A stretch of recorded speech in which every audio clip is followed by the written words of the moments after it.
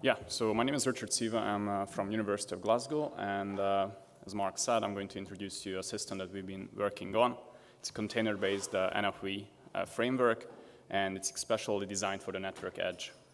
And I hope I can introduce you some use cases that are kind of provider-centric, and I will do that at the end. But first, I'll introduce you the concept and the architecture. So before doing that, this is just a small introduction of who we are. We are from University of Glasgow. It's the fourth oldest university of the English-speaking world, founded 500 years ago, even more. We are from a small lab called Network System Research Laboratory from the School of Computing Science. It's around 3 academics, 4 researchers, and there are 7 PhD students, and it's led by Dimitrios Pezaros. Our projects usually focus on SDN NFV, lately the mobile edge, some security projects, resiliency, and there are ongoing industry collaborations with many companies. So this talk today is based on a recent paper that I've been written. It's been published just 2 months ago in the Communication magazine with the same title, Container Network Functions Bringing NFV to the Network Edge. And basically everything that I'm mentioning is written down properly here. So if you're interested to follow up, everything is in this paper. So the motivation, as we all know, operators see increasing network utilization, and there has been these numbers cited that we're all familiar with, the 50 billion connected devices by 2010 and the 1 billion terabytes traffic per year. This has been estimated by a lot of companies, Cisco, Ericsson, ABI Research, and currently these numbers basically stand up. So this year's estimation is for around 20 billion active connected devices. Obviously, these numbers are estimations, but the growth itself is what has to be noted. And at the same time, the customer expectations are also growing. So users demand more, devices are getting better, users need higher definition video, low latency for applications such as virtual reality and the tactile internet and driving a car from distance through the internet. So what we want to do is to match these 2 things, to operate a network cost efficiently and also to serve these customer expectations. And network function virtualization has been proposed to do the first to basically operate a network in a cost-efficient way. And the issues that we see in global with the current NFV systems is that they are designed to run on powerful servers with virtual machines. For instance, with OPNFV, we use OpenStack, which basically creates KVM virtual machines. And there's an improvement clearly that you can start up a virtual machine in a few minutes, but we need much faster way of starting virtual network functions. Also, the current NFV platforms that are usually virtual machine based, they're designed to process a high aggregate traffic in the core. So some examples are obviously the OPNFV, the open source project, the 2 European Commission funded projects I put here on this slide are working on an NFV framework that utilizes virtual machines. Or this research paper itself was proposing an NFV framework with virtual machines. So why do we need something more flexible? Because mobile and IoT applications and new users have diverse network requirements. We want to provide customized services for a particular user, and we want to offer this with low latency and high throughput. So the idea that we have and our solution is to bring lightweight NFV, so design a framework that operates with very small lightweight network functions that you can create fast and tear down quickly, and bring it close to the user, physically close to the user by running the network functions at the network edge. And I'll talk about what I mean in network edge. There are a lot of things that we can call network edge, I believe. We were focusing on 3 different scenarios. The enterprise network, where maybe you can envision this as a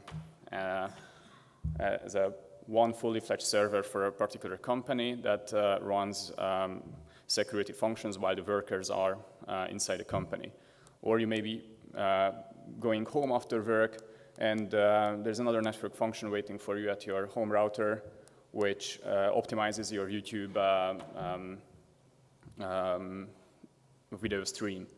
Or we can introduce security network functions for an IoT scenario, for example, to mitigate DDoS attacks that I will show you as a use case.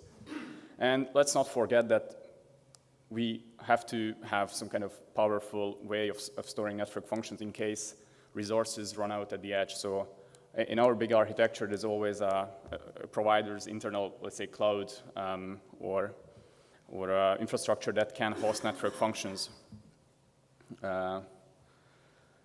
So just a little bit of examples of why do we think VMs currently are too heavyweight for a lot of edge devices, but containers are good enough to be run, for instance, at commodity wireless routers.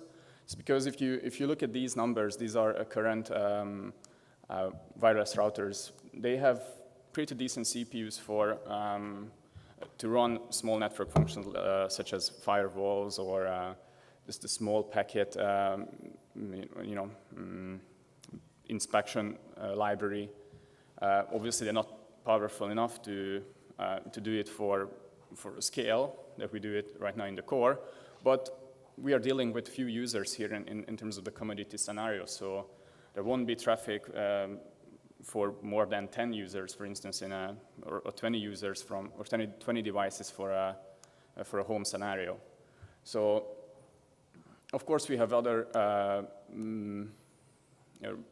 We have some examples for residential home routers, and of course, these are more like fully fledged servers for IoT edge gateways that have been proposed by industry. So, in order to run kind of gateway functionality for IoT, and of course, here we can also introduce network functions for the IoT devices in the same boxes.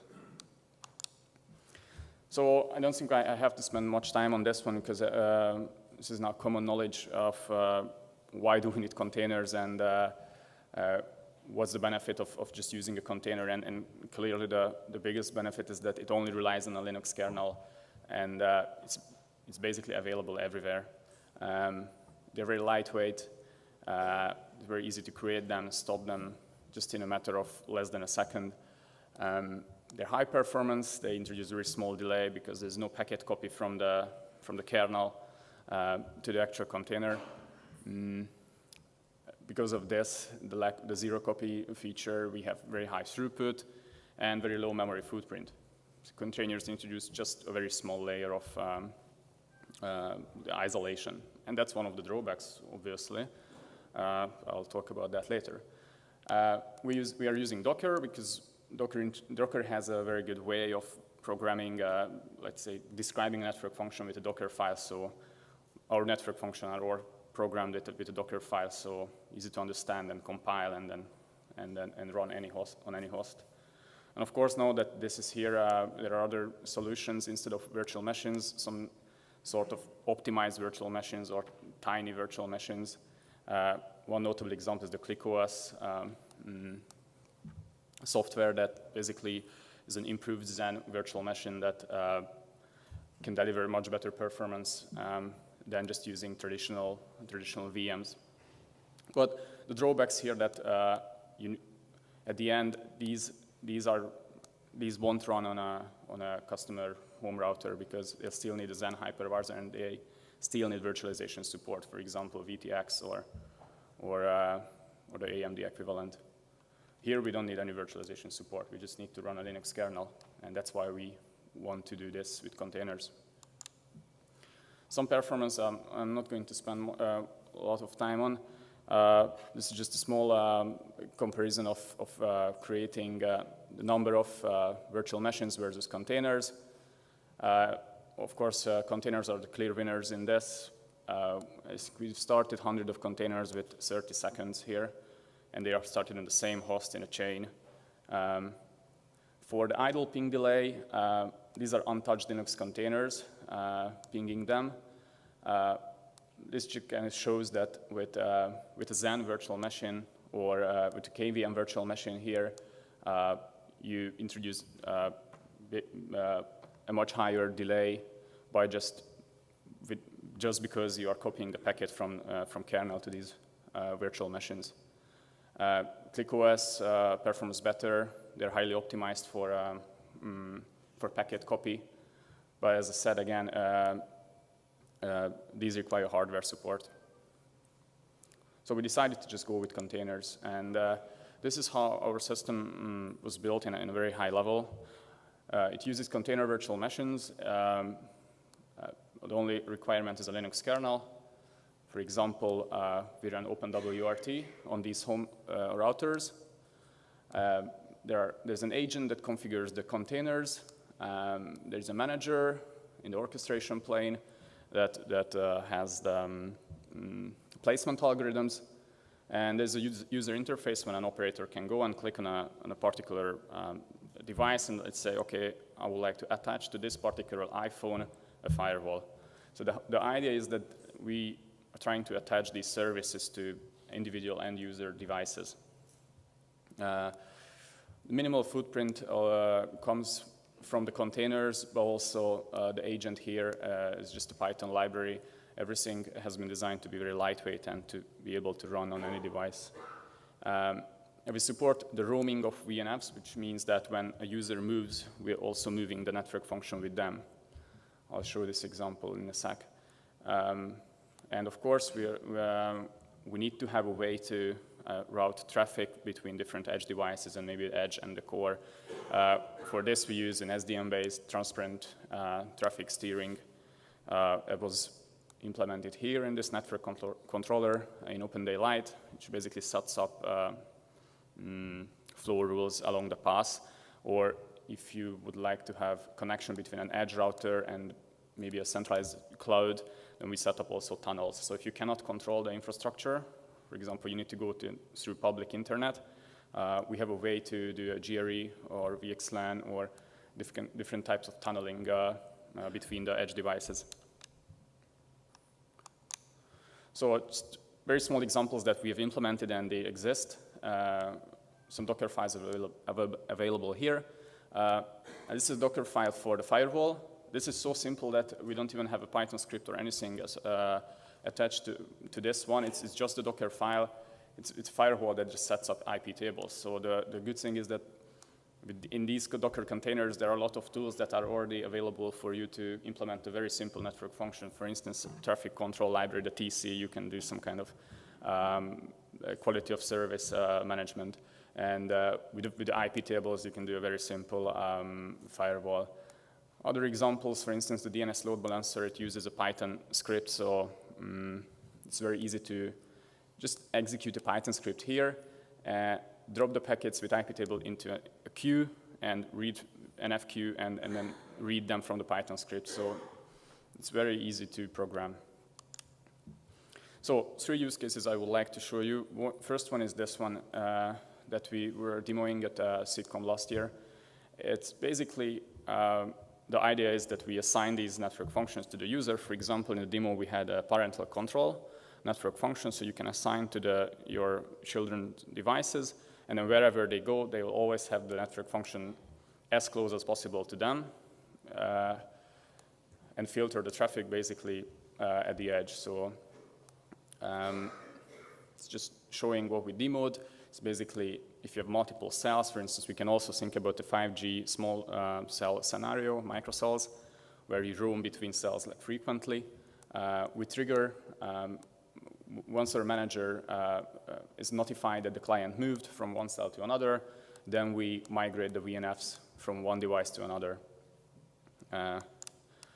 Here, one of the challenges is how to orchestrate it. So how to find obviously, the user movements introduce kind of a lot of messaging and a lot of placement problems for the GNF manager. So The hard part here is to make sure that your orchestration engine is capable of recalculating the placement every time, because there could be that you're moving to a new edge device, but it's already full.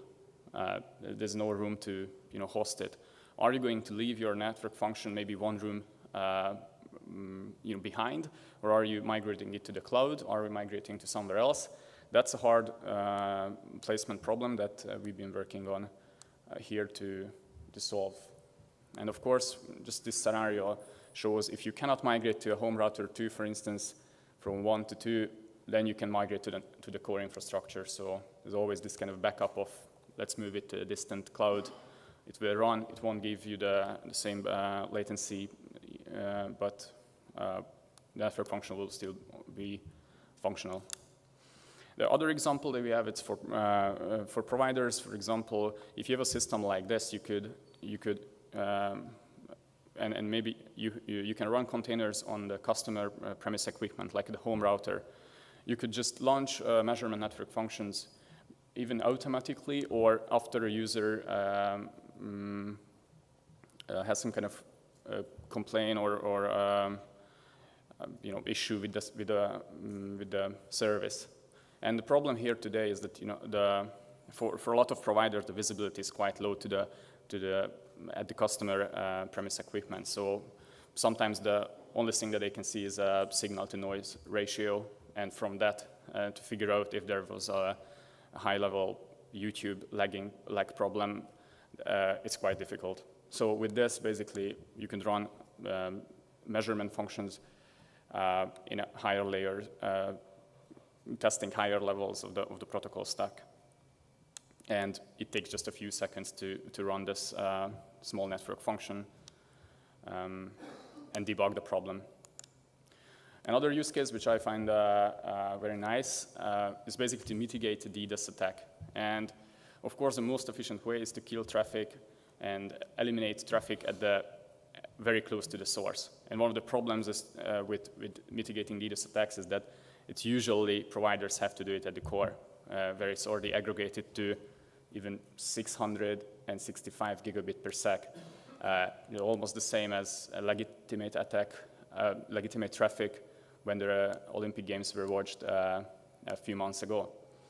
So here, just a small container with a small firewall network function can be used to just eliminate the traffic at the source. So for instance, at your home, when all of your IoT devices or your fridge has been affected with, for example, the Mirai malware, we could just run a small firewall at your home customer premise equipment and just block your fridge.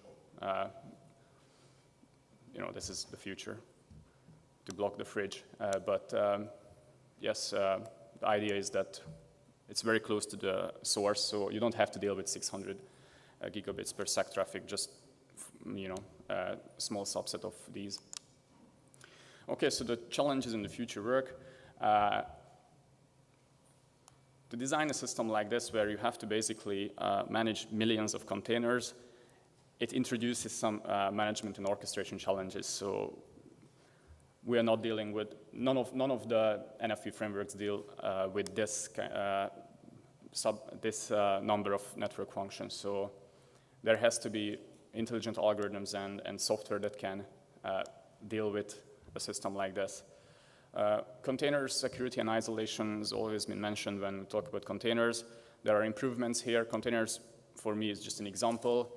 The idea is to be able to run services that are virtual, so you can move them in the customer edge. Right now, we think containers are good because they're available. There might be other solutions, better performance, better security isolation, that are between a VM and a container. As I mentioned, dynamic placement and orchestration is what we are working on. And we find very challenging. It's basically where to place an edge VNF and when to recalculate the placement. It's a hard optimization problem, and this picture I've taken from this short paper that a few months ago we did is basically we had a small demo where users were attached to different points of the network. They have different latency for different, let's say, edge devices. and we have an optimization algorithm that can always find the closest edge device for the user's VNFs, and if for example, for this user, we can host the network function here, but then after that we will host it here. If everything runs out here, then we go to a distant cloud data center. So we put this optimization problem, and this is my current work that I'm working on. And with that, I would like to thank you, and questions, I guess, after the talk, I will be here and happy to answer. Thank you very much.